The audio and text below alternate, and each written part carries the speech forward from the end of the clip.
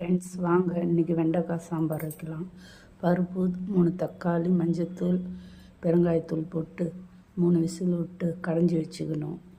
வெண்டைக்காய் கட் பண்ணி வச்சுக்கணும். 2 வெங்காயம் கட் பண்ணி வச்சுக்கணும். எண்ணெய் ஊற்றி வெண்டைக்காயை போட்டு நல்லா சுருள வதக்கணும். நல்லா வதக்கிட்டு தனியாக வச்சுக்கணும் ஃப்ரெண்ட்ஸ். ஏன்னா எண்ணெய் ஊற்றி கடுகு போட்டு 2 வெங்காயம் கட் பண்ணி அதையும் நல்லா வதக்கணும். 2 கொத்து கருவேப்பிலை போட்டு அதுவும் நல்லா வதக்கணும் ஃப்ரெண்ட்ஸ். வதக்கிட்டு இந்த தனியாக வெண்டைக்காய் வதக்கி வச்சுருக்கோம் இல்லையா, அந்த வெண்டைக்காயும் எடுத்து இதில் நல்லா வதக்கணும். அது ஏற்கனவே வதக்கிருந்தாலும் கொஞ்சம் நேரம் வதக்கினா போதும். அது நல்லா வதக்கிட்டு 2 நிமிஷம் சும்மா வதக்கிட்டு 2 ஸ்பூன் ஏற்கனவே மிளகாய்த்தூள் எடுத்து வச்சுருக்கேன், அதையும் அதில் போட்டு வதக்கணும். 2 கிண்டி தண்ணி ஊற்றி கொஞ்சம் உப்பு போட்டு அந்த காய்க்கு தகுந்த மாதிரி உப்பு போட்டு ஒரு 10 நிமிஷம் நல்லா கொதிக்க வச்சுக்கணும். கொதிக்க வச்சுட்டு ஒரு காய் வெண்டைக்காய் தானே ஒரு 10 நிமிஷத்தில் வெந்துடும்.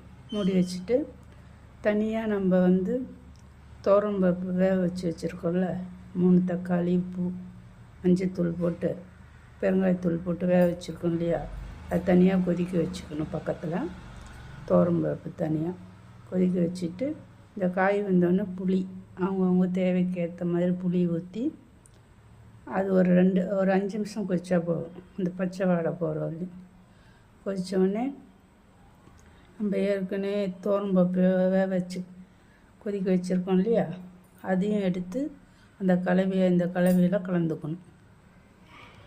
கலந்து அது ஒரு 2 நிமிஷம் கொதிச்சா போதும் ஃப்ரெண்ட்ஸ். ஒரு 10 நிமிஷத்தில் சாம்பார் வச்சிடலாம். வெண்டைக்காய் சாம்பார்லாம் எல்லா சாம்பாரும் நாங்கள் எப்பயுமே இப்படி தான் வைப்போம். பருப்பு தனியாக வேக வச்சு கொதிக்க வச்சுருவோம். இது தனியாக சாம்பார் வதக்கி இப்படி வைப்போம். அப்படி வச்சுட்டு ஏன்னா வெண்டைக்காய் நாங்கள் தனியாக வதக்கணுன்னா எல்லா காய் மாதிரி வதக்கலாம். ஆனால் வெண்டைக்காய் கொஞ்சம் பிசுப்பு தன்மை உள்ளதால் நாங்கள் அது எப்பயுமே வெண்டைக்காய் தனியாக எண்ணெய் ஊற்றி வதக்கி வச்சுக்குவோம். அதில் இந்த பருப்பு கலவையை அதில் போட்டு 2 நிமிஷம் கொதித்து 2 கொத்தமல்லி கருவேப்பிலை போட்டு இறக்கிடலாம் ஃப்ரெண்ட்ஸ்.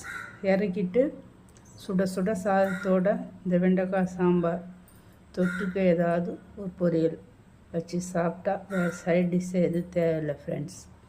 சூப்பராக இருக்கும். இது வரையும் பார்த்ததுக்கு என் வீடியோவை தேங்க்யூ.